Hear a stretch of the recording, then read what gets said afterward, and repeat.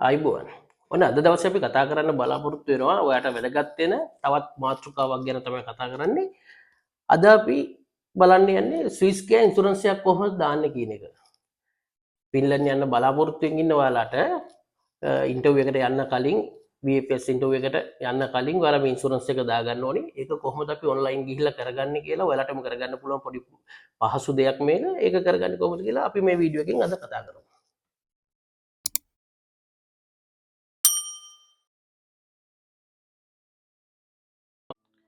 හරි.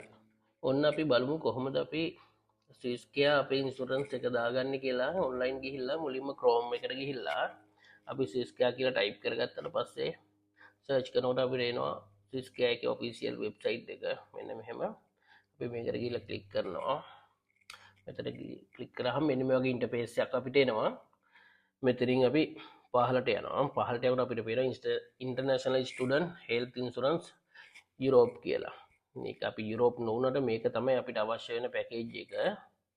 මේ 0.54 euro per day කියන පැකේජ් එක. මේකට ගිහිල්ලා අපි ඇප්ලයි කරනවා.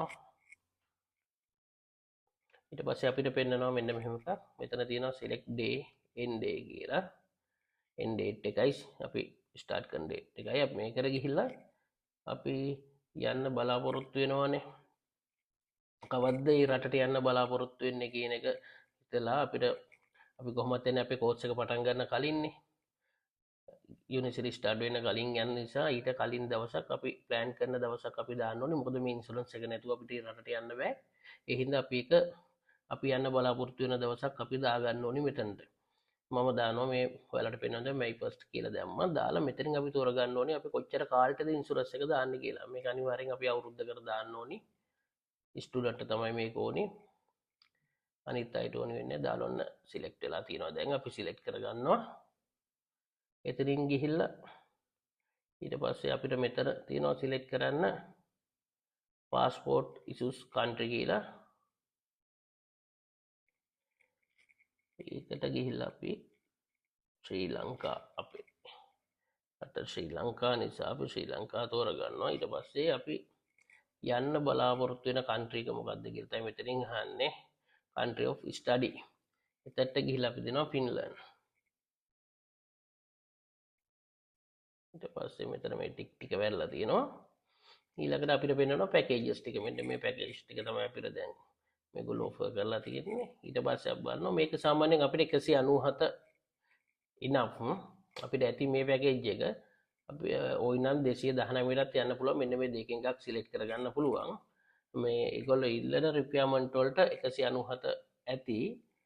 සමහර අය දානවා 219ත් මොන ප්‍රශ්නයක් වෙයි කියලා හිතලා. ඒක ඔයාලට කැමති විදිහට තෝරගන්න මේ දෙකෙන් එකක්. ඊට පස්සේ මේ ටිකට එයලා පොලිසිස් වලට අපි ඇග්‍රී කියලා ඒ ටික ටික් කරලා මෙතන පෙන්වනවා අපිට කොහොමද පේමන්ට් කරන්න කියන එක. ඔන්න දැන් තියෙනවා යුරෝ 197 අපි සිලෙක්ට් කරපු හින්දා යටින් ඒක ඇවිල්ලා තියෙනවා. අපි ඒක බයි කියලා යනවා. ගියාට පස්සේ අපිට පෙන්නනවා අපේ තව ඩීටේල් ටිකක් තියෙනවා එන්ටර් කරගන්න. අපි දාන්නේ දැන් අපි EU EEA country එක නෙවෙයි ඉන්නේ හින්දා අපි another country කියන එක සිලෙක්ට් කරගන්නවා. ඊට පස්සේ මෙතන අහනවා කම්පැනිද කියලා. අපි කම්පැනි නෙමෙයි. ඒ හින්දා අපි දැන් අපේ මෙතන අපි ටයිප් කරගන්නවා අපේ ඩීටේල්ස් ටික.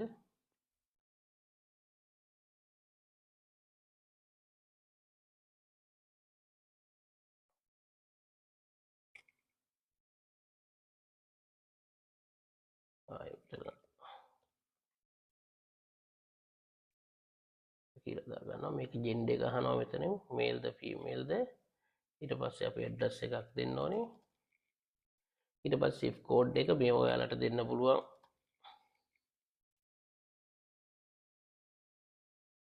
ඔයාලගේ ඔෆර් ලෙටර් එකේ තියෙන විදිය බලලා දෙන්න පුළුවන්. ඊට පස්සේ country එක ෆින්ලන්ඩ්. ඊළඟට මෙතන country code එක අහනවා, phone number එක අහනවා. අපි ඒ රටේ අපිට නැති හින්දා මේ අපි දෙනවා අපේ රටේ country code එක දෙනවා.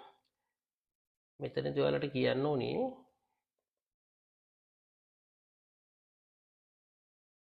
මෙතන අහනවනේ ඇඩ්‍රස් එක එහෙම අහනවනේ.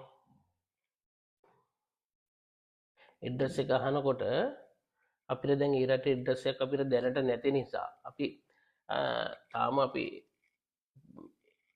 එපාර්ට්මන්ට් බුක් කරලත් නැහැනේ. අන්න ඒ නිසා අපි මෙතනට දෙන්න ඕනේ. අපිට දෙන්න පුළුවන් මෙතනදී කැම්පස් එකේ එඩ්‍රස් එක.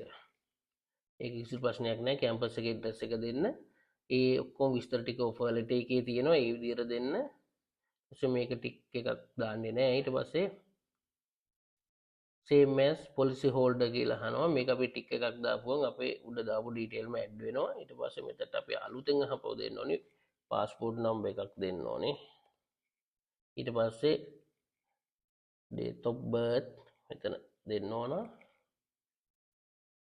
මාසේ ඊට පස්සේ අවුරුද්ද. ওই ටික දීලා අපි යනවා next එකට. මේ හරියට එන්ටර් ගන්න මම ඔයාලට පෙන්නන්න හින්දාම දාන්නේ. ගියාට පස්සේ ඔන්න අපිට එනවා අපි තෝරගත්තු පැකේජ් එක. අපි ගෙවන්න ඕනි මෙතඩ් එක පෙන්නනවා. මෙතඩ් එක ගිහිලා අපි ඊමේල් එක දෙනවා.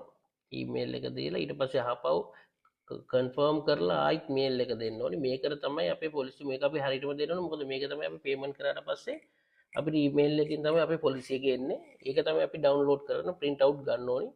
මේක තමයි අපි ඩොකියුමන්ට් එකක් විදිහට එහෙට ගෙනියන්නෙත් එන්ටර්ෆිල්ලන් වලට දාන්නෙත් මේක. ඊට පස්සේ මෙතන කාඩ් ඒ ඩීටේල් ඉල්ලනවා සාමාන්‍ය පරිදි. අර ඔයාලා වෙන පේමන්ට් එකක් කරන්න ගියහම කාඩ් එකකින් එනවා වගේ. ඊට පස්සේ ඒක කන්ෆර්ම් කරනවා. කන්ෆර්ම් කරලා ඉවරලා මෙතනින් මේ I am not robot කියන එක ක්ලික් කරනවා. ඊට පස්සේ ඔයා පේමන්ට් එක කරනවා. පේමන්ට් එක කරාට පස්සේ ඔයාට කන්ෆර්ම් කරලා එනවා. එවිල්ලා ඔයාට මේල් එකක් එනවා ඔයාගේ මෙතන දීපු ඊමේල් එකට. අන්නේ එන මේල් එක අපි ඩවුන්ලෝඩ් කරගෙන print out එකක් ගන්න ඕනි. මේක තමයි අපි පාවිච්චි කරන්නේ. ඊට පස්සේ අපේ මේ සිස්කියා ඉන්ෂුරන්ස් එක විදිහට මේක තමයි අපි ඉන්ටර්වියුලන් දාන්නේ. ඉන්ටර්වියු එකට ගෙනියන්නේ. ෆිල්ලන් යනකොට අරන් යන්නෙත් මේක තමයි. මේ ටික තමයි අපි හරියට කරගන්න ඕනි. ඔන්න ඒ විදිහට තමයි අපි ඉන්ෂුරන්ස් එකක් දාගන්නේ ගෙදරදීම. ඉතින් මේක දාගෙන අපිට මේ ටික ඩවුන්ලෝඩ් කරගත්තාම අර කියපු විදිහට මේක අපේ ඩොකියුමන්ට් වලට එකතු කරගන්න පුළුවන්. මේ වගේ තවත් වීඩියෝ ඉදිරියේදීත් නරඹන්න fly with Sara YouTube channel එකත් එක්ක එකතු වෙන්න කියලා ආරාධනා කරනවා. අපේ channel එක subscribe කරන්න, share කරන්න, like කරන්න.